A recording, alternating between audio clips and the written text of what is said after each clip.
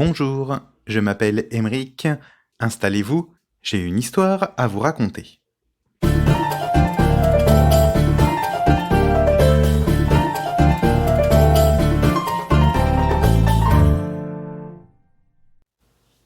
Dans la forêt de Huelgoat, en Centre-Bretagne, il y a un vieux loup.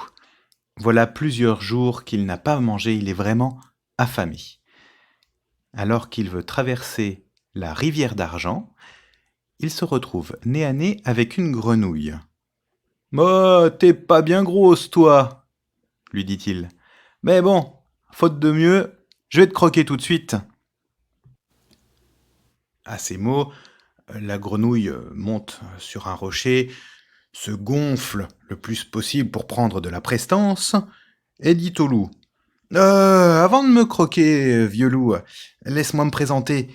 Moi, je suis le roi des grenouilles, et je suis capable de sauter plus loin que n'importe qui. » Le loup est étonné. « Quoi ? Toi ? Une petite grenouille ? Ah, ça m'étonnerait. » « Eh bien, sautons par-dessus cette rivière, » dit la grenouille. « Et puis on verra bien qui de nous deux ira le plus loin. » Le vieux loup se prépare alors, il se tourne vers la rivière, observe les distances, s'apprête à bondir, et à ce moment-là, la grenouille se glisse discrètement derrière le loup et, ni vu ni connu, s'accroche à sa queue avec sa bouche.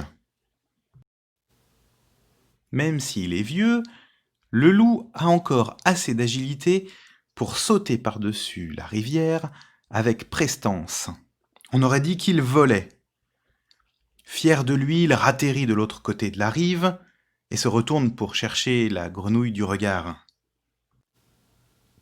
Et il l'entend derrière lui. « Tu cherches quoi, vieux loup ? Est-ce que je peux t'aider ?»« Quoi ? Tu es déjà là ?» s'étonne le loup. « Eh ouais, mon vieux, j'ai gagné. Allez, on fait un nouveau jeu ? Allez, concours de vomi. » Oui, oui, vous avez bien entendu, concours de vomi.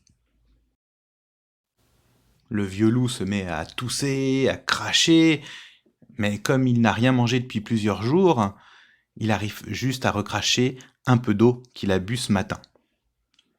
La grenouille, elle, crache directement quelques poils, des poils de loup.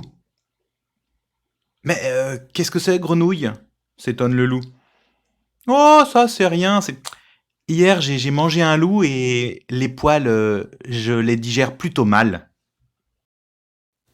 Le vieux loup commence à trembler de peur. Une grenouille qui saute plus loin que lui et qui est capable de manger d'autres loups, elle est vraiment trop forte. Le loup fait demi-tour et se carapate à toute allure. Il prend la fuite. Mais cette histoire n'est pas terminée. Un peu plus loin dans la forêt, le loup rencontre un renard qui revient de la mare au sanglier.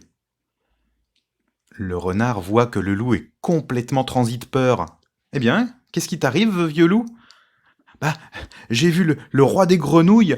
Il est trop fort, il saute plus loin que moi, il mange d'autres loups. » Le renard éclate de rire. « Ah bah bravo, tu as peur d'une petite grenouille ? Alors, moi qui suis qu'un renard, je pourrais la tuer rien qu'en soufflant dessus. » « Ah bah, j'aimerais bien voir ça, renard. Alors, on y retourne tous les deux, mais pour être sûr que toi non plus tu t'enfuis pas, je te propose qu'on fasse un nœud avec nos queues. Comme ça, je suis sûr que tu ne pars pas en courant. » Le renard accepte. Ils s'attachent la queue ensemble, en faisant un gros nœud. Alors, c'est pas très facile de redescendre à la rivière, mais bon, ils y arrivent. La grenouille les voit arriver près de la rivière d'argent. Il remonte sur le rocher, se regonfle pour reprendre sa prestance et prend la parole. « Hé, renard, tu n'as rien offert à ton roi aujourd'hui. Qu'est-ce que je vois attaché à ta queue ? Oh, un gros loup que tu m'apportes pour mon dîner ?» Le vieux loup a cru s'être fait piéger par le renard et décide de d'étaler à toute allure au travers de la forêt. Le renard, toujours accroché à sa queue. Ah, ah, aïe, aïe, aou, aou, ah, mais arrête-toi! Mais le loup a continué de s'enfuir, et je pense qu'aujourd'hui, il court encore.